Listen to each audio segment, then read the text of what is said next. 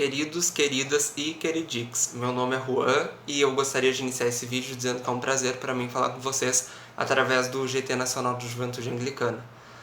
Quando eu fiquei sabendo da proposta de gravar esse vídeo, meditando um pouco sobre esse momento, eu fiquei um pouco inseguro, porque eu não sou um profissional da saúde, e eu acho que nesse momento, para passar bem essa situação, a gente tem que dar atenção para eles, independente de quem seja a outra pessoa que está nos aconselhando outra coisa e do posto que essa pessoa ocupe. Mas como eu acho que é muito importante a gente refletir sobre o quanto isso abala as nossas estruturas sociais e humanas, e como eu sou um profissional da área das humanidades, eu resolvi falar partindo um pouco desse âmbito e, claro, misturando um pouco com a questão religiosa. Tem uma pessoa que eu acredito que seja muito importante para a comunhão anglicana e também para a história e para as sociedades humanas, que é o Desmond Tutu, que foi um prêmio Nobel da Paz e que lutou contra o apartheid na África do Sul. Ele fez uma fala em 2014 que eu acho muito significativa e eu vou ler ela agora. Nunca antes na história os humanos precisaram agir coletivamente em defesa da Terra. Como espécie, suportamos guerras mundiais, epidemias, fome coletiva, escravidão, apartheid e muitas outras consequências hediondas de intolerância religiosa, de classe, raciais, de gênero e ideológicas. As pessoas são extremamente resilientes. A Terra já mostrou ser bastante resiliente também. Ela conseguiu suportar a maior parte do que lhe foi imposto desde a Revolução Industrial e a invenção do motor e do motor de combustão interna.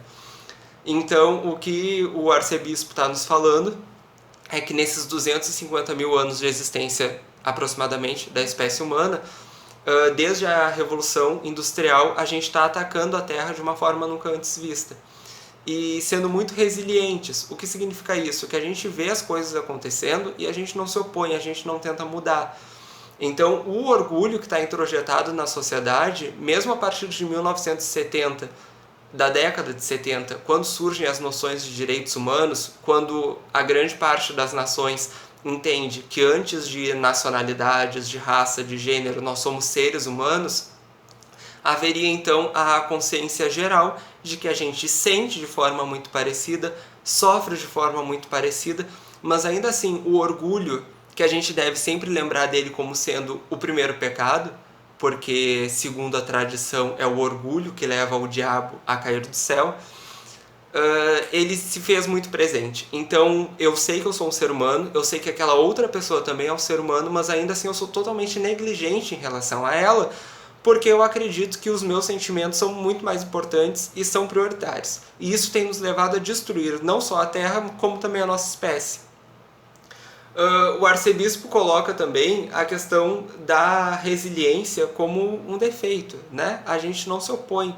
E a resiliência foi oposta também por Cristo. Quando Cristo entra no templo, qual foi a atitude dele? Baixar a cabeça e aceitar o sistema? Não, ele se revoltou. E nesse momento a gente está vendo o orgulho e o culto a Mamon, ao dinheiro antes da vida, essa idolatria, se espalhando de forma muito intensa, inclusive entre lideranças religiosas. As pessoas estão questionando se é melhor guardar uns bilhões ou salvar bilhões de vidas. E isso é muito problemático, isso chega a ser diabólico. Então, dentro do âmbito religioso, a gente tem que se opor a isso que está dado. Tem um estudo publicado pela Organização das Nações Unidas sobre agricultura e alimentação que dizem que em 2016 a Terra produziu o suficiente para alimentar 7,3 bilhões de pessoas. E ainda assim, a gente tem 7 milhões de crianças que morrem anualmente de fome antes de completar seus 5 anos. Quer dizer, a gente tem comida para alimentar todo mundo, ainda assim a gente tem 500 milhões de pessoas obesas, e nesse contexto 7 milhões de crianças morrem de fome por ano. Isso é terrível, é a demonstração pura do que seria, porque às vezes a gente imagina o satanismo como aquela pessoa de garfinho e tal, mas não, é esse atentado à humanidade, atentado à vida e a idolatria que Cristo nos aponta como a idolatria ao dinheiro, colocando na pessoa de Mamon.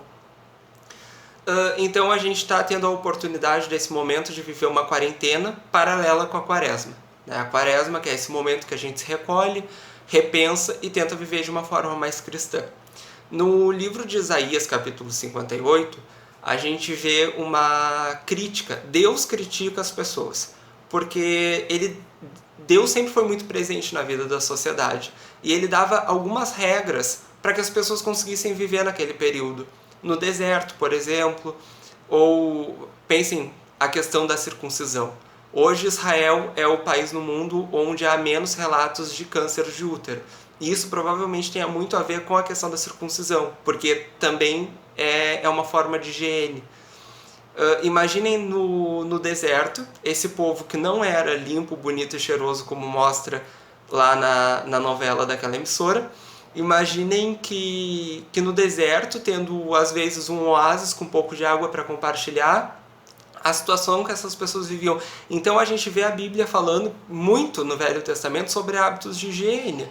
E isso a gente já superou. Mas acontece que quando o próprio povo de Israel supera essas questões, o profeta Isaías, quando eles vão ao profeta Isaías, fala para eles que eles superaram o deserto, eles superaram o motivo de viver aquilo, mas eles continuavam vivendo de uma forma vazia. Por quê? Porque no jejum, que as pessoas não se vestiam de luto, talvez para economizar, se jogavam sobre as cinzas, talvez pensando na questão de dividir o lar, as pessoas continuavam fazendo o ritual, mas elas não usavam seus recursos para ajudar os seus irmãos. Vocês podem ler isso lá em Isaías 58. Deus diz: o jejum que realmente me agrada, o sábado que me agrada, é aquele em que tu vai dividir a tua comida com o teu irmão. Então é isso que Deus espera de nós. E a minha proposta é que a gente saia desse período muito mais disposto a fazer isso. Porque antes que essas coisas cheguem nos centros do poder, como o orgulho, o egoísmo, elas começam com a gente. Como quando, por exemplo, o jovem vai lá na lancheria, come até lacrimejar, sai pela porta, tem uma criança pedindo comida na rua, às vezes uma família, e a gente passa e ignora como se nada estivesse acontecendo. Isso é o espírito que inundou, que poluiu a nossa sociedade e que chega no núcleo do poder e nos atinge dessa forma. Então que a gente possa começar a mudar isso desde a base. Por fim, eu gostaria de indicar um filme que é Redenção, que é justamente do Desmond Tutu, no período do Apartheid, quando termina o Apartheid, e aqueles que cometeram crimes contra os negros são levados a julgamento, e ele trabalha com essas pessoas a questão do arrependimento. Ele quer não só que elas sejam condenadas, mas também que elas se arrependam. Então é isso, fiquem todos com Deus e um grande abraço.